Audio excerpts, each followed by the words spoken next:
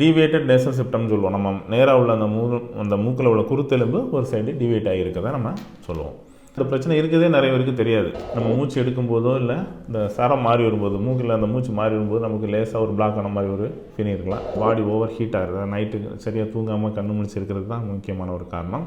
நிறைய பேர் நினைக்கிறாங்க இது ஒரு கட்டி மாதிரி இருக்குது, கண்டிப்பாக ஆப்ரேட் பண்ணணும் அப்படின்னு. சர்ஜரி பண்ணிவிட்டு திரும்ப எனக்கு அது வந்துடுது அப்படின்னு சொல்லி வருவாங்க. இதுக்கு முக்கியமான காரணம் அது கட்டி கிடையாது, ஒரு ஸ்வெல்லிங் தான்.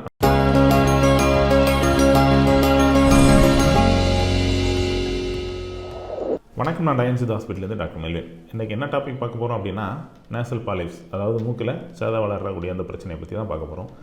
இதில் என்ன பிரச்சனை அப்படின்னா, இந்த பிரச்சனை இருக்கிறதே நிறைய பேருக்கு தெரியாது. அவங்களுக்கு இந்த மாதிரி மூக்கில் சேதை வளர்ந்துருக்கு, இது ஒரு கம்ப்ளைண்ட் இருக்குன்னே தெரியாது.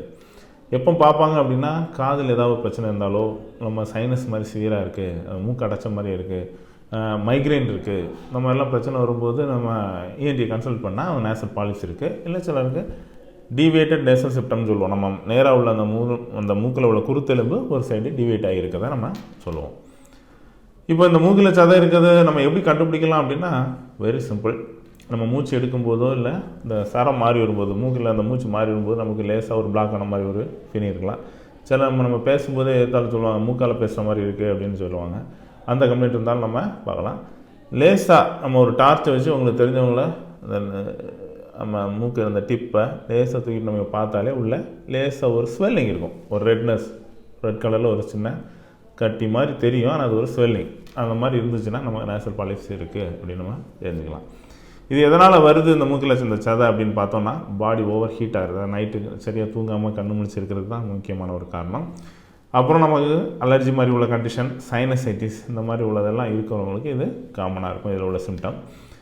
சரி, இதுக்கு நம்ம இதனால் என்னென்ன காம்ப்ளிகேஷன் வரும் அப்படின்னு பார்த்தா, நம்ம மூக்குக்கும் காதுக்கும் ஒரு கனெக்ஷன் இருக்கும். அது வந்து யூசிஷியன் டியூப்னு சொல்லுவோம். அந்த டியூப்பு தான் நம்ம காதையும் மூக்கையும் கனெக்ட் பண்ணியிருக்கோம். அதனால தான் நீங்கள் மூக்கை பொத்திட்டு நம்ம மூச்சு எடுத்தோம்னா உங்கள் காதில் ஒரு அடைக்கிற ஒரு ஃபீலிங் இருக்கும், ஒரு மெம்பரேனில் பிடிக்கிற அந்த அழுத்தம் தெரியும். இப்போ இந்த பாலிப்ஸ் ஓவராக இருக்குது அப்படின்னா நமக்கு வந்து அந்த மெம்பரேனில் டியர் ஆகி இன்ஃபெக்ஷன் ஆகி நமக்கு வந்து சீல் வடியக்கூடிய கம்ப்ளைண்ட் வரலாம், காது கேட்குறதுல பிரச்சனை வரலாம், இரைச்சல் வரலாம். இந்த மாதிரி ஒரு கண்டிஷனுக்கு நம்ம இந்த நேசல் பாலிப்ஸ் ஒரு முக்கியமான காரணமாக இருக்கும்.